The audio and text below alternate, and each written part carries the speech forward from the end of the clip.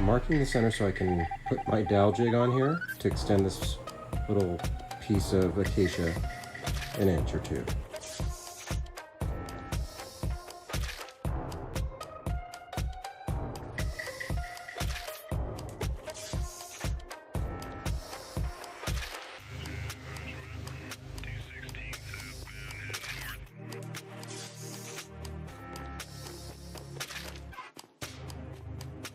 Just remember, sometimes when you're upcycling, you're gonna run into these things. Don't panic.